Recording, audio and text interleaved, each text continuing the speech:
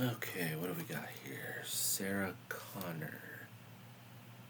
Isn't Sarah Connor the one that's been claiming that evil robot's been chasing her? Yeah, the one from the future. Oh, well, looks like the robot caught her. So what do we got? Her identification shows her as a resistance fighter. Okay, that's different. So she escaped from her confinement at the hospital for the criminally insane with the help of her son, and that was the okay. So if that was the evil robot from the future, why was it helping her escape? Delusions. And okay, so she received her very fatal wounds. Shape-shifting? Okay, now we're just making stuff up. There's no way there was a shape-shifting robot. Because that kind of technology doesn't exist. Well, no. I guess if it came from the future, that would be different, but there's no way it came from the future. Alright, well, let's go over the injuries, shall we? To her thorax and abdomen. She was assaulted by sadistic psychiatric hospital staff who kicked her and clubbed her in the abdomen with a nightstick. Fractured ribs are definitely a probability. Her entire body was tased, giving her temporary paralysis, followed by stiffness and pain. I don't think that's much of an issue anymore. Left bicep and entire body was injected with a 10 milliliter solution of sodium amobarbital, meant to calm her into submission and give her drowsiness. This might explain what happened with this situation.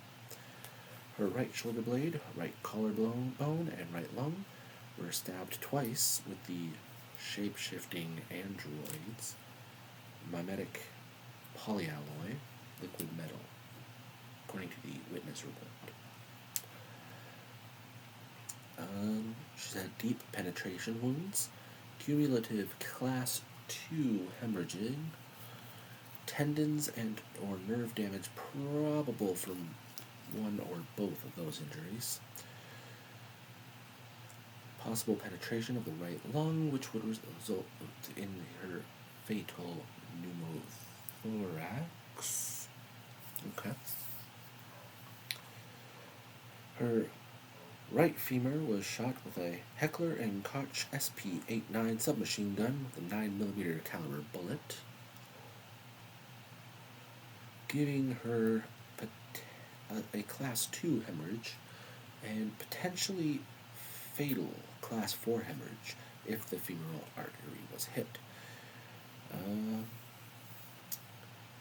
As you can see, as they're examining her there, she's got probable tendon damage as her leg falls limp. Her head, the police van allegedly crashed into the side, onto its side, with the patient unsecured in the back. This is why seatbelts are important, people. There are superficial lacerations on the forehead, possible skull fracture, and possibly intracranial hemorrhaging. Her neck, she's got a bit of a strain where her pickup over there was rear-ended by a semi-truck over there. Okay. Her entire body, has sustained extreme injuries when her pickup ran into a forklift at high speed. No airbag went off, no seatbelt. Blunt trauma to the chest and fatal compression of intra-abdominal organs is definitely likely. Her evaluation at the hospital was that she exhibits extreme delusional disorder, um, and therefore she's on some heavy antipsychotic medication. Though the drug may have had some sedating effect, it wouldn't have any effect on her beliefs about time-traveling robots because, in her mind, they weren't delusions. I don't know. I don't see any proof of this. Most of the evidence seems to have been destroyed regarding that matter. However, the medications would kind of give us more insight as to why she managed to crash 3 separate vehicles in the same time span. Overall, my prognosis on this matter is pretty open and shut. See, a lot of her wounds here would heal over time, 4 to 6 weeks, but unfortunately, the amount of trauma her body has experienced in these back-to-back-to-back crashes, I wouldn't say she's got a week left. So, unfortunately, have the boys go inspect the area, see if there are any other potential victims around. I'm going to go ahead and write her off as the main cause of all of this, between her extreme paranoid delusions, the medications. I'd say she doesn't stand a chance, unfortunately. So go ahead and call the ambulance in. Might want to call the coroner, though. Oh, you've got some evidence here. Okay, let's take a look at this. What exactly am I looking at?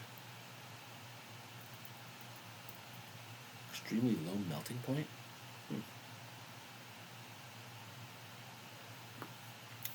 Okay, so this would be part of that shape-shifting metal robot. Yeah, I wouldn't put too much stock in that. Alright, so to reiterate my report, due to the medications that were prescribed to Miss Connor, as a result of her extreme paranoid delusions of time-traveling cyborgs, robots, shape-shifting androids, Miss Connor was most likely drowsy at the wheel of her pickup truck, which hit the forklift.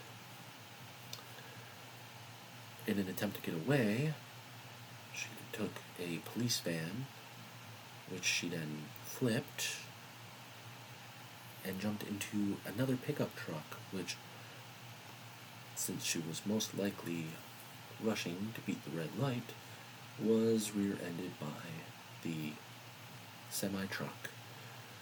Has anybody spoken to the driver of the semi?